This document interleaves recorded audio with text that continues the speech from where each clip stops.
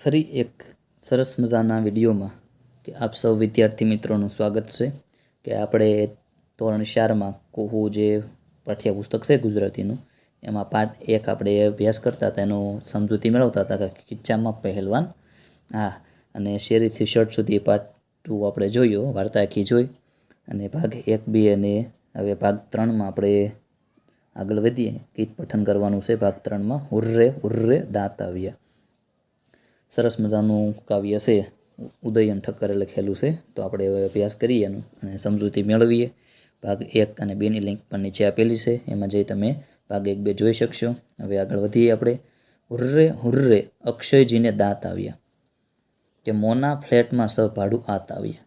એટલે કે તમે જુઓ, આ મોટું છે એટલે કેમ આપણા ગામડામાંથી સિટીમાં જાય લોકો તો અહીંયા ભાડે રહેવા જાય ને, એટલે કે ફ્લેટમાં 6-7 ભાડુઆત આવ્યા. એટલે કે મોટામાં 6-7 દાંત આવ્યા એટલે એને ભાડુઆત કીધા છે. તે અહિંસક હતું ને તકલાદી હતું. હિંસક નહોતું. ગાંધીજી શેમાં માનતા હતા? તો કે અહિંસકમાં માનતા હતા, હિંસા કરવામાં નહીં.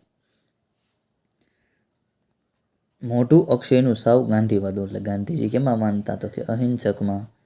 પછી બોખા મોંમાં હથિયારો તાકાત આવ્યા. એટલે કે મોઢું બોખું હતું તો આમાં હથિયારો તાકાત આવ્યા. દાંત આવ્યા એટલે એમાં તાકાત આવે ને મોઢામાં. હુર્રે હુર્રે અક્ષયજીને દાંત આવ્યા.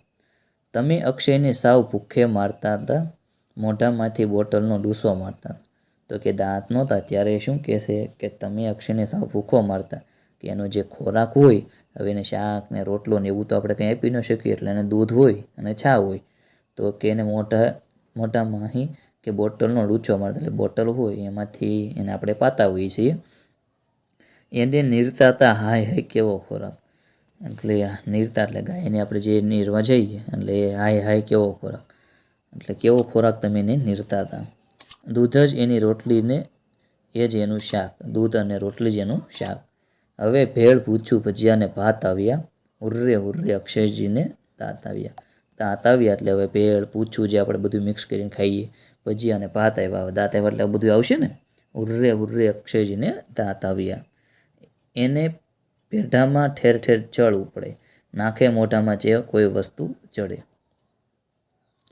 ચળ ઉપડે એટલે કે ખંજવાળ આવે, કે પેઢામાં ઠેર ઠેર ચળ ઉપડે એટલે કે દાંત આવતા હોય. દાંત આવવાની શરૂઆત જ્યારે હોય નાના નાના ત્યારે નવી વસ્તુ એને ખાવાની કે ઈચ્છા થાય. એટલે જુઓ, નાના બાળકને તમે કોઈ પણ વસ્તુ આપશો એટલે સીધી મોઢામાં જ મૂકશે. શિર ઝુકાવી એ પહેલાં તો જે કરે, પછી લાગ જોઈને બરડામાં બચકું ભરે. એટલે પહેલાં શું કરે તો કે શિર ઝુકાવી એટલે નમન કરે આપણને. શિર એટલે માથું ઝુકાવી એટલે નમન કરે. એ પહેલાં તો જે કરે એટલે જય કરે આપણને. પછી લાગ એટલે આમ મોકો જોઈ અને બરડામાં બચકું ભરે. એટલે સીધું બચકું એટલે કે આપણી ભાષામાં કેવી તો બટકું ભરી જાય સીધું. દાંત સાત સાત ઝઘડો પંચાત આવ્યા. એટલે દાંત આવ્યા એટલે આના લીધે બચકું ભરે એટલે ઝઘડો થાય. હુર્રે હુર્રે અક્ષયજીને દાંત આવ્યા. જીભને મોંમાં સૂનું સૂનું લાગતું હતું. દાંત શું દાંતોડિયું આવતું ન હતું. જ્યારે મોઢામાં કંઈ દાંત હતા નહીં ત્યારે જીભ એકલી હતી તો એને શું કે સૂનું સૂનું લાગે, કાંઈ હોય નહીં એવું. દાંત શું દંતોડિયું આવતું નહોતું, કે નાની એમથી દાંત આપણે જ્યારે ફૂટતા હોય એવું કંઈ હતું નહીં. હવે આવ્યા તો લઈને બારાત. એટલે હવે આવ્યા તો બારાત કેમ હોય એ રીતે 1, 2, 3 એમ ઝાઝા બધા આવ્યા.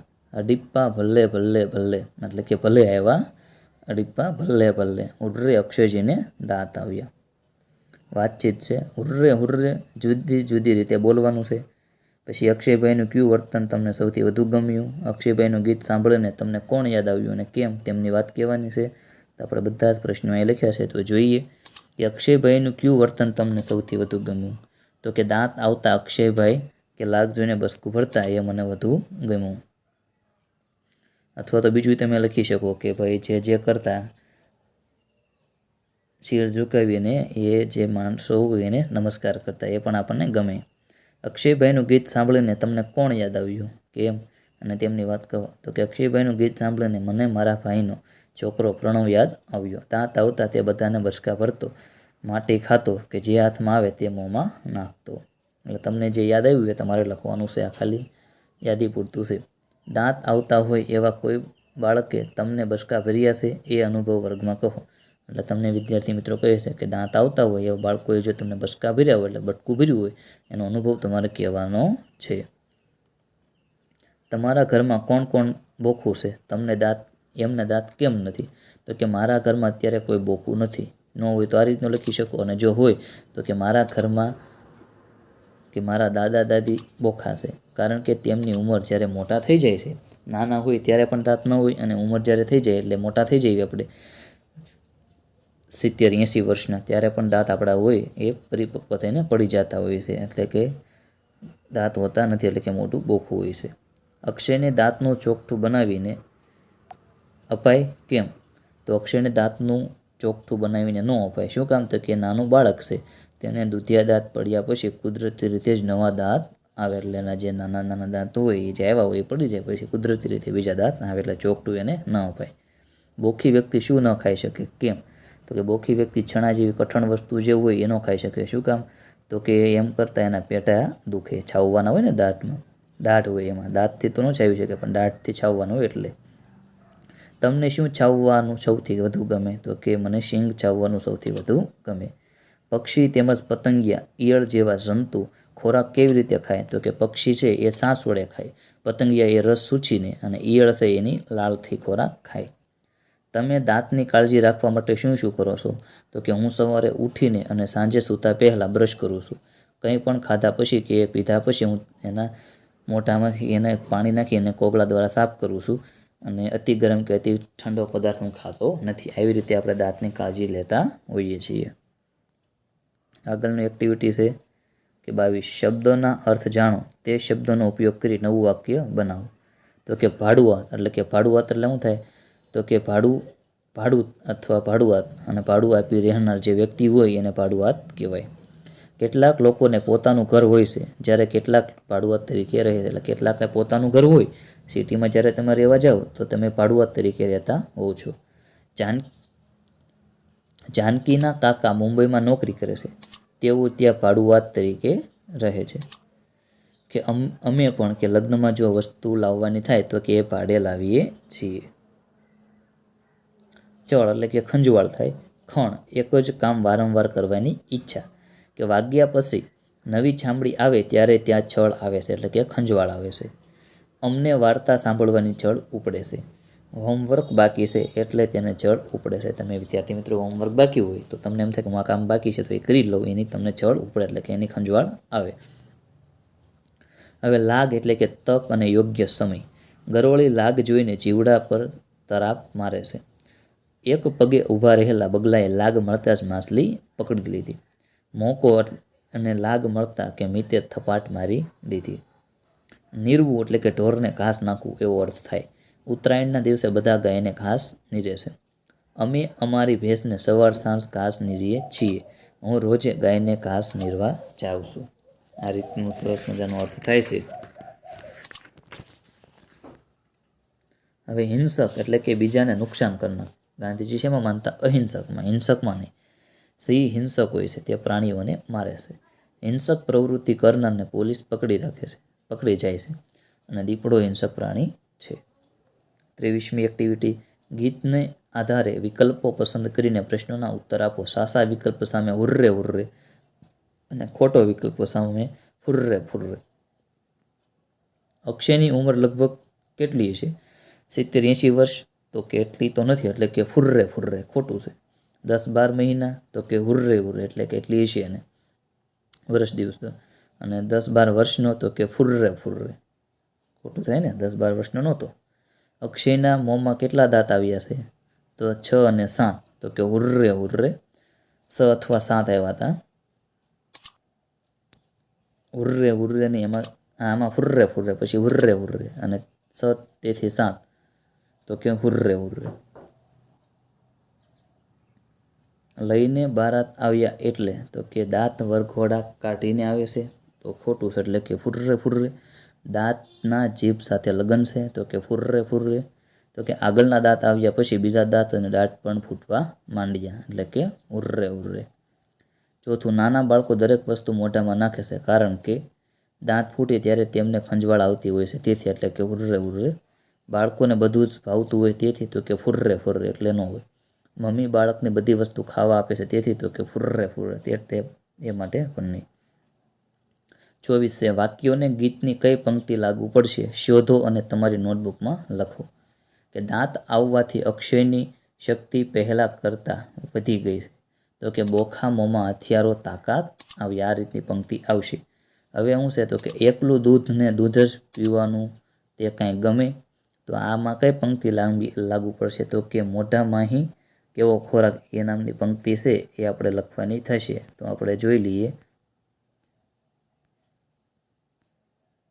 જો અહીંયા કરેલું જ છે.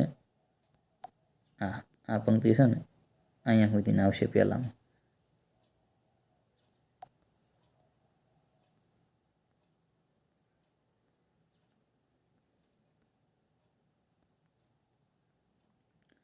પછી છે દાંત આવ્યા એટલે જાત જાતના સ્વાદવાળી વસ્તુઓ ખાઈ શકાય છે. તો કે એમાં કઈ પંક્તિ આવશે તો કે ભેળવાળી જે છે ને, હવે ભેળ ભૂસું ભજીયા ને ભાત આવ્યા, હુર્રે હુર્રે અક્ષયજીને દાંત આવ્યા, એ નામની પંક્તિ આવશે. જો આમાં ભેળ એટલે ત્યાંથી શરૂ કરવાનું અને આવ્યા એટલે કે 2 લીટી પૂરી કરવાની. પછી મોના ઘરમાં થોડા જણ રહેવા આવ્યા છે, મોટી ઉંમરે ઘર ખાલી કરી દે છે. તો કે મોટી ઉંમર થાય એટલે દાંત પડી જાય. નાની ઉંમરમાં તમે નાના બાળકનો જન્મ થાય ત્યારે દાંત આવે અને મોટી ઉંમરમાં પડી જાય. તો એમાં કયું આવશે તો કે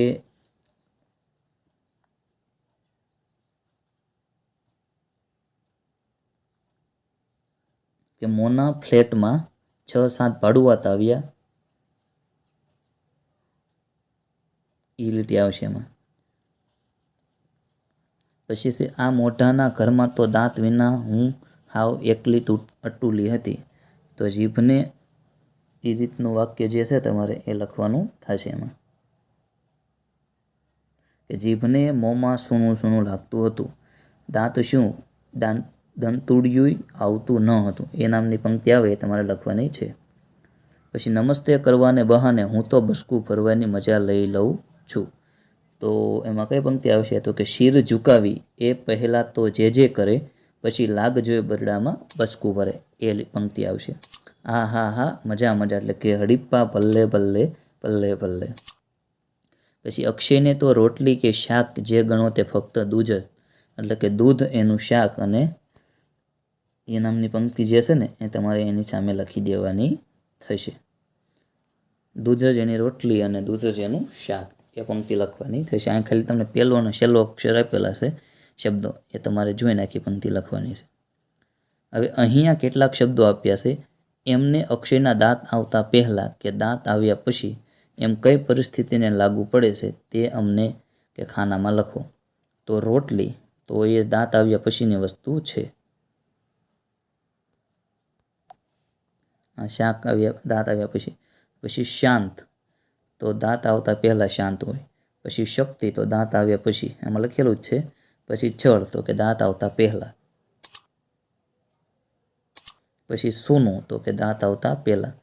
જાન તો એ આવશે દાંત આવતા પછી.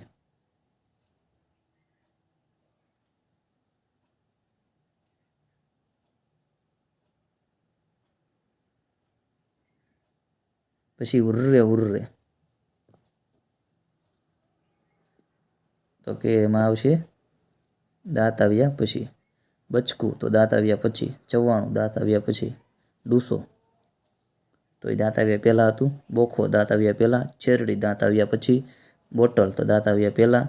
છચુકા છીચુકા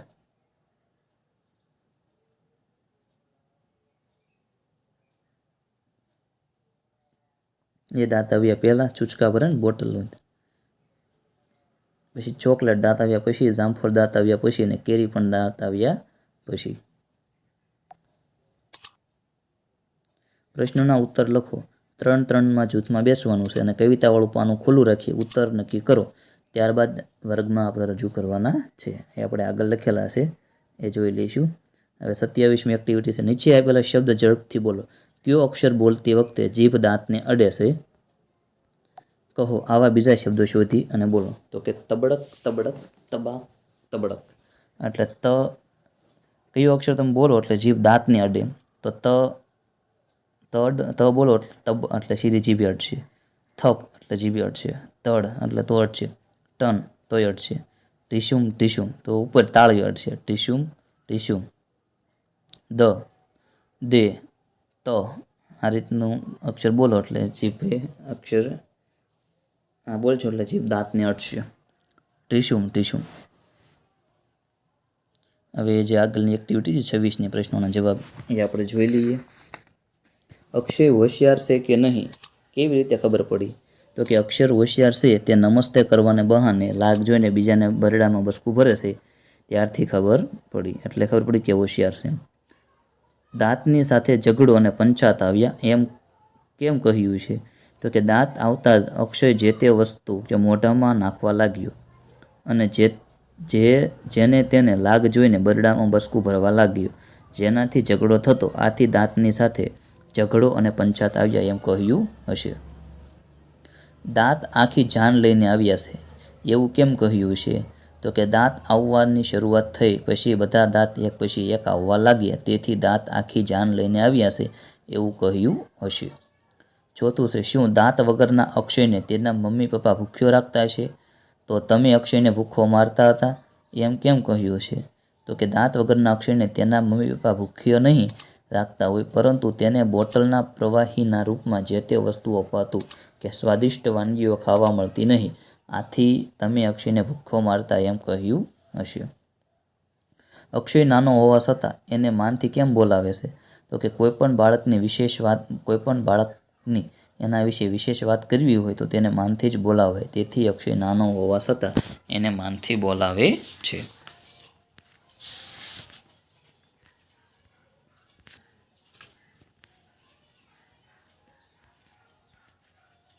દાંત આવતા પહેલાં જીભને એકલું લાગતું હશે ત્યારે એ શું કહેતી હશે? તો કે દાંત આવતા પહેલાં જીભને એકલું લાગતું હશે ત્યારે એ કહેતી હશે, આવડા મોટા ઘરમાં મારે એકલા જ રહેવાનું, મને સાથ આપનાર કોઈ હોય તો કેવું સારું એમ.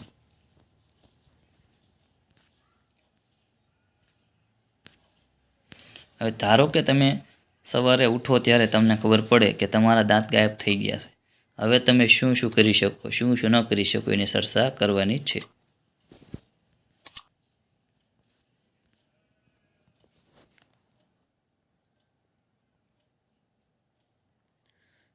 કે 3 જૂથના કામ કરો. તમારા દાંતને પાછા બોલાવવા માટે વિનંતી કરતી ચિઠ્ઠી લખો. તો મેન બજાર, મેથળી અને તારીખ એટલે તમારું ગામ વિસ્તાર જેવું લખી દેવાનું. પ્રિય દાંત, તમને કોગળા ભરીને યાદ. આજે સવારે હું ઉઠ્યો ત્યારે મને ખબર પડી કે તમે અચાનક મારું મોઢું છોડીને ગાયબ થઈ ગયા છો. તમારી વિના મને કેટલી મુશ્કેલી પડે છે એ હું તમને કેવી રીતે કહું. હું રોટલી, છણા, સેવ અને પાપડ જેવી વસ્તુઓ ખાઈ શકતો નથી. તમે હતા ત્યારે આ બધી વસ્તુઓ ખાવાની કેવી મજા આવતી. તમને ખબર છે, આજે મારે માત્ર દૂધ પીને જ કામ ચલાવવું પડે છે. આમ તો શીરો મને ભાવે છે, પણ તમે મોંમાં નથી ત્યારે મને એનો સ્વાદ બદલાયેલો લાગે છે. હવે તમે આવી જશો તો આપણે સરસ વસ્તુઓ ખાઈશું. તમારી આજુબાજુ જીભ બહેન ડાન્સ કરે. હું તમને ખૂબ ચોખ્ખા રાખીશ. સવાર સાંજ બ્રશ કરીશ, તમારું ધ્યાન રાખીશ અને તમારી સાથે વાતો કરીશ. જે ખાલી જગ્યા બાકી છે એમાં લખી દીધું છે એટલે તમે લખી દેજો. મહેરબાની કરીને તમે પાછા આવી જાઓ ને. તમારા વગર મારાથી ઘણું કહેવા જેવું બોલાતું નથી. હે મારા વહાલા ધોળા રૂપાળા દાંત, હું તમને વિનંતી કરું છું અને હા, સાથે દાઢ બહેનને પણ લેતા આવજો. અત્યાર સુધી મારી જે ભૂલ હોય એને માફી માંગુ છું. તમારા આવવાની રાહ જોઉં છું. તમે આવશો તો મને રાહત થશે. તમને હું સારું ખવડાવીશ. આવશો ને? તમારો મિત્ર જે હોય તે લખી દેવાનું છે. વાંચો, મજા કરો અને સમજો. તો જો વાંચવાનું છે ને મજા કરવાની છે આપણે. તો પહેલામાં પ્રશ્નાર્થ છે એટલે જો પ્રશ્ન થાય ને એ રીતનું મોટું છે. બીજામાં પ્રશ્ન થાય ને એ રીતનું મુરઝાયેલું મોટું છે. પછી ઉદ્ગાર છે, કંઈક ભાવ ઉદ્ગાર દર્શાવતો એવું છે. પછી પાછું પ્રશ્નાર્થ છે ને પછી પાછું પ્રશ્નાર્થ છે આમાં. પછી ઓહ નો, પછી વાહ, પછી અરે અને ના આ એ રીતનું છે. પ્રશ્નાર્થ જો ઓહ નો પહેલાંનું, પછી બીજાનું વાહ ઉદ્ગાર છે ને એમાં, પછી અરે એમાં ઉદ્ગાર છે અને ના એમાં ઉદ્ગાર.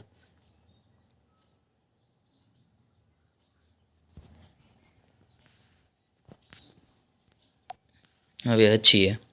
શિન્ટુ ડૉક્ટરને કહે, શું તમે દુખાવા વગર દાંત કાઢી શકો છો? ડૉક્ટર કહે, ના. શિન્ટુ, હા હું કાઢી શકું છું. ડૉક્ટર કે કેવી રીતે? તો ચિંટુ શું કહેશે કે હી. હવે લગભગ સરખા છે. આઘું એટલે કે દૂર અને શેટું. સુગ ચડવી એટલે કે અતિશય અણગમો થવો. ખાબોશિયું એટલે કે પાણીથી ભરેલો નાનો ખાડો. ભીંજાવવું એટલે કે પલળવું. નિરાંત એટલે કે ફુરસદ. કરચલી એટલે કોઈ સુવાળી સાપ વસ્તુ ચંકોચાવાથી એમાં પડતો જળ. કમાલ એટલે કે નવાઈ ઉપજાવે એવું ઘણું સારું. ફાંકડું એટલે રચીક ફક્કડ અને કડક એટલે કઠણ આકરું. છંસો તો કપડાં સીવવાનું મશીન. અતિશય એટલે કે ઘણું જ અને પુષ્કળ. હરખ એટલે કે આનંદ. ધાબુ એટલે ડાઘો છાપરાને ઠેકાણે કરેલી અગાશી. છાકો પાડવો એટલે ગર્વ કરવો અને રોફ કરવો. અવનવું એટલે નવી નવી જાતનું નવતર. જાણકાર એટલે જાણનાર. ચોકઠું એટલે કે દાંતનું ચોકઠું. બારી કે બારણા બેસાડવા કે 4 લાકડા સાલવીને કરેલો છાંખડો કાંઠ. પછી બચકું એટલે કરડવું તે. ગાયબ એટલે અલોપ અને ગુમ થઈ ગયેલું. કહ્યાગૃહ એટલે કહ્યું કરે એવું આજ્ઞાંકિત કહ્યાગૃહ કહેવાય. તમાલ એટલે કે તમાચકડીને પાંખોડિયું એટલે કે ઘૂંટણિયું અથવા ગોઠણ. હવે શબ્દ બેંક છે. પૌષ્ટિક, પૌતિકું, કલગી, બ્રાહ્મણી, મોનાલ, પહાડ, ત્યાગ, પ્રતિજ્ઞા, પ્રયત્ન, પરિણામ, હઠ, આગ્રહ, તીવ્ર, હરખેલું, પ્રિયલ, ગુચ્છો, ઉત્કટ, ધ્યાન, ત્યાગ. આવા અનેક શબ્દો તમે આજુબાજુમાં જ્યારે નીકળતા હો તમારા ઘરે, સ્કૂલમાં, બજારમાં, તો જ્યાં તમને સાંભળવા મળે એવા તમે ન જાણતા હોય એવા શબ્દો અહીંયા લખવાના છે. અહીંયા આપણે પાઠ જે છે ખીચામાં પહેલવાન, તો એનું ભાગ 1, 2 અને ત્રીજો ભાગ પણ આપણે અહીંયા પૂર્ણ કરીએ છીએ. વિડીયોના અંત સુધી બન્યા રહેવા બદલ તમામ વિદ્યાર્થી મિત્રોનો ખૂબ ખૂબ આભાર. તો હવે આપણે મળીએ તને ઉગશે પાઠ 2. તો મળીએ પાઠ 2માં. તો વિડીયોના અંત સુધી બન્યા રહેવા બદલ તમામ વિદ્યાર્થી મિત્રોનો ખૂબ ખૂબ આભાર. તો હવે મળીએ નવા વિડીયોમાં.